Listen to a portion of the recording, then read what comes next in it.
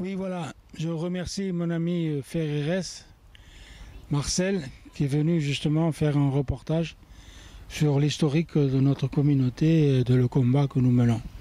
Donc je reviens toujours à l'origine du déclic de notre revendication, c'est le quartier Chicago, ex-Chicago, à Port-de-Bouc, où quelques associations de la communauté gitane à Port-de-Bouc devenaient indésirables et les PDG à l'époque ne souhaitaient pas faire une réhabilitation et attribuer un logement correct à toutes nos familles. Donc à partir de là, nous avons donc sollicité l'intervention de monsieur le maire René Riobon à l'époque. Donc ça a marché pour la bonne raison qu'il y avait une association départementale qui s'était occupée, malgré nos efforts avec quelques élus de la ville et des amis. Bon, on n'a pas pu donc constituer une association locale, donc on a travaillé avec le département. Donc il y a eu quand même un bon résultat, une réhabilitation où toutes mes familles gitanes, maghrébines et autres ont respecté. Donc il y a un renouveau dans ce quartier. Par contre, j'ai rencontré en fin de course un problème, c'est que la nouvelle mise en place avec le pouvoir public et toutes les conventions qui sont liées, moi malheureusement j'ai perdu mon contrat de travail qui n'était plus le même et je perdais 600 francs de l'époque. Donc ça m'a frustré à tel point que j'ai abandonné, mais je n'ai pas abandonné mon combat. Alors j'ai continué donc à représenter, à avoir une autre défense pour les miens. Voilà. Donc ici, c'est les ateliers des jeunes que je constituais à l'époque, sur Marseille et sur Port-de-Bouc. Ici, vous avez des grandes pointures du flamenco de notre région, Marco de Almeria, Isabelle, Farquito, des guitaristes et chanteurs, Arte Quattro, mon cousin Moreno aussi, La Niña de Fuego, enfin, tout un monde qui exprime l'art dans de bonnes conditions. Alors ici, un autre guitariste de Martigues, Fernandez Eric, qui a travaillé justement dans un premier temps en classique et qui développe assez suffisamment correct l'instrument en flamenco. Khadija, en bas, une danseuse orientale qui nous a jamais lâchés, tout le temps dans nos festivals, tout le temps avec nous. Et c'est une dame qui représente bien la danse maghrébine. Et nous, ça a été une joie de travailler tout le temps avec cette dame. Voilà, ici, c'est le quartier de Bargement à Martigues, où nous avons eu la possibilité cette année, en 2010, de travailler avec les jeunes enfants et jeunes filles. Et ça a donné, au niveau de la médiathèque de Martigues, un très beau spectacle que nous avons fait dans un grand chapiteau à Martigues.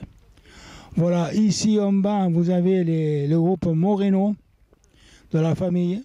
Malheureusement, à 6 mois, il nous a quittés très jeunes. Et il m'avait dit, voilà, mon souhait, c'est que tu prennes mes photos et que tu en fasses un tableau. Je l'ai fait. Malheureusement, il nous a quittés, le pauvre. Donc voilà, la famille Moreno. Alors ici, vous avez le groupe d'atelier musical de l'ADPG, de l'Association de défense du patrimoine des Gitans, où ces musiciens étaient en permanence bénévolement avec moi pour développer et des passionnés de musique. Alors en bas, la photo, c'était en 2013, une réception que nous avons donc interprété notre répertoire musical pour la semaine contre la discrimination en 2013. Donc il y a eu le président aujourd'hui des Bichokers et tous les musiciens, des amis, toujours les mêmes. Alors ici, monsieur le maire avec un abrivade en photo. Alors monsieur le maire, il ne fait pas que du cheval. C'est quelqu'un qu'on s'est confié.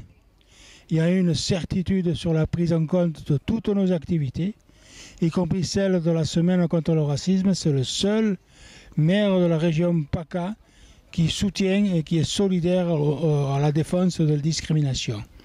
Donc c'est un maire qui m'a toujours soutenu au niveau de l'association. On a eu des subventions non-stop. Quand on avait un problème au niveau du conseil général, parce qu'il est aussi conseiller général, il intervenait dans la commission et bien souvent on obtenait réparation et on avait les subventions du conseil général. Donc en bas, la tauromachie, où il y a une majorité de gitans.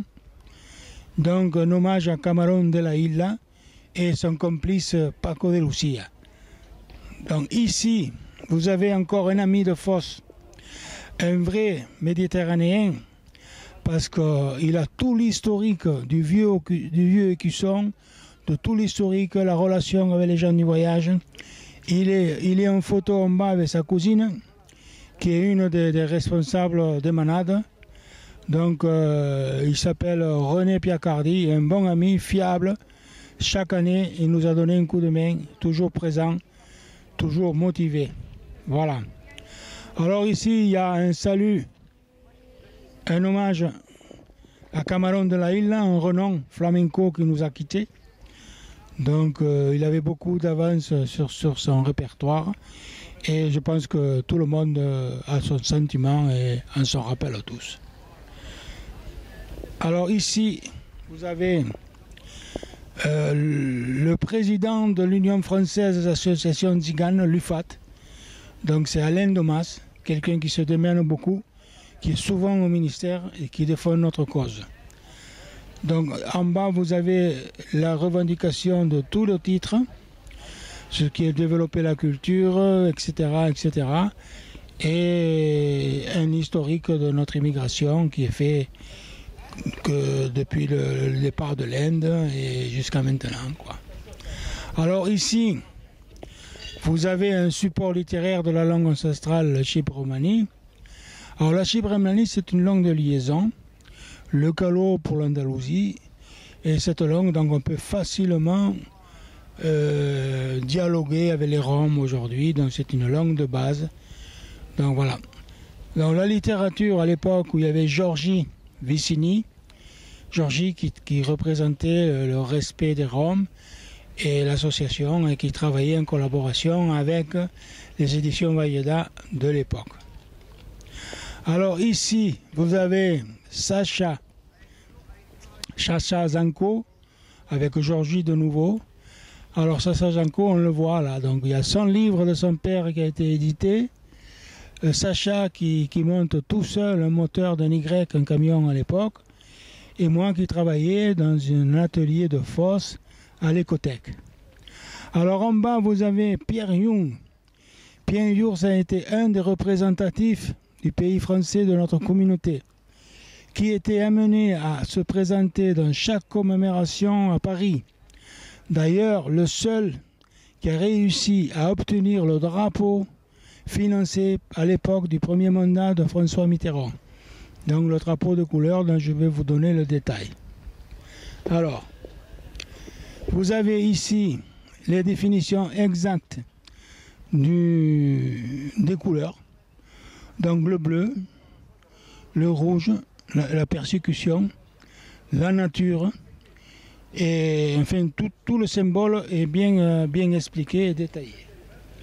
Alors ici vous avez Fernand Delage, un président de Liberté Voyage.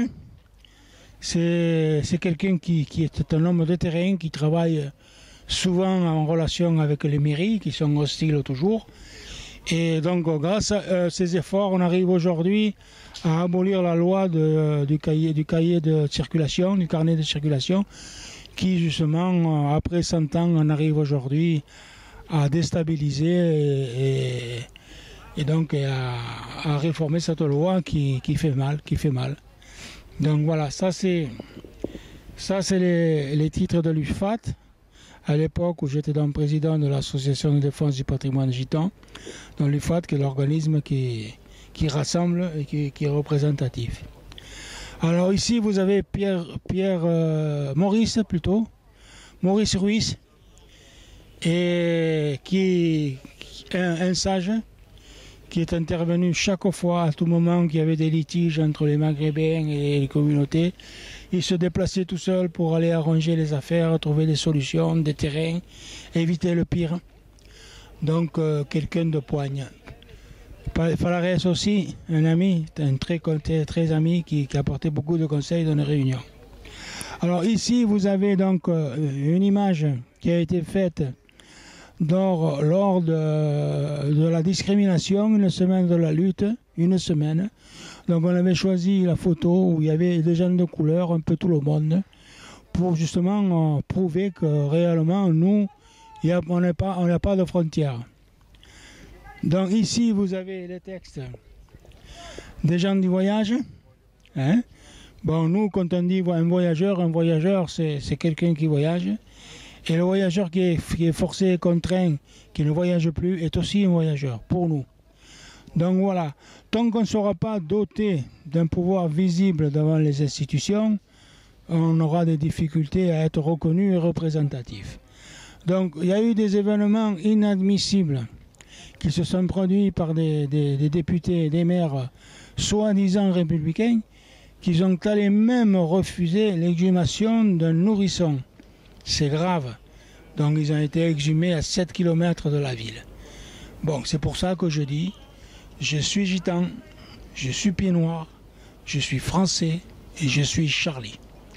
Donc nous avons le retour de la secrétariat du monsieur le président de la République, François Hollande, qui nous a certifié que lors de la prochaine commémoration, il ne manquerait pas de citer le génocide des Tziganes. Donc on attend toujours par la voie officielle cette reconnaissance, non seulement la reconnaissance, mais le droit d'être cité. Voilà, donc le drapeau en grand, de couleur. Voilà. Eh bien Marcel, je te remercie pour le reportage. Et j'espère que mes amis pourront s'inspirer. Comme dit l'autre, on est mieux servi que par nous-mêmes. Donc, merci beaucoup et à bientôt.